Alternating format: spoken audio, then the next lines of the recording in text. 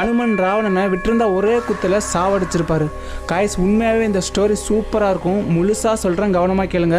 அப்போ தான் அனுமன் எவ்வளோ சக்தி வாய்ந்தவர்னு உங்களுக்கு தெரியும். ஒரு நாள் ராவணன் அனுமனை சந்திச்சு, நம்ம 2 பேரும் ஒருத்தரை குத்திப்போம், அதில் யார் கீழே விழுகிறாங்களோ அவங்க தோத்ததா அர்த்தம், இந்த சவாலுக்கு நீ ரெடியா அப்படின்னு கேட்குறாரு. அப்போது ராவணன் அவரோட முழு பலத்தையும் பயன்படுத்தி அனுமனோட நெஞ்சில் ஓங்கி குத்துறாரு. அந்த குத்த வாங்கின அனுமன், இப்போ நீ என்னை குத்துனே அப்படின்னு அசால்ட்டாக கேட்டு அவர் அவமானப்படுத்துறாரு. இப்போ அனுமன் ராவணனை குத்துறதுக்கு அவரோட முழு பலத்தையும் யூஸ் பண்ணி ரெடியாக இருக்கும்போது உடனே சிவன் அந்த இடத்துக்கு வந்து, வேண்டாம் அனுமா, நீ உன்னோட முழு பலத்தை பயன்படுத்தி ராவணனை குத்துனா அவர் கண்டிப்பாக இறந்து போயிடுவார். அப்படி நடந்தா ராமரோட அவதாரத்துக்கு எந்த அர்த்தமும் இருக்காதுன்னு சொல்லி அனுமனை தடுத்து நிறுத்துறாரு. சிவன் பேச்சுக்கு மரியாதை கொடுத்த அனுமன் அவரோட முழு பலத்தை பயன்படுத்தாம 1% மட்டும் பயன்படுத்தி சுண்டு விரலால லைட்டா பஞ்ச் பண்றாரு. இந்த சின்ன அடியால ராவணன் ரொம்ப தூரத்துக்கு தூக்கி எறியப்பட்டு மயக்க நிலையில கிடந்தாரு. அப்போ அனுமன் அவரை பார்த்து, நீ எல்லாம் ஒரு பலசாலி,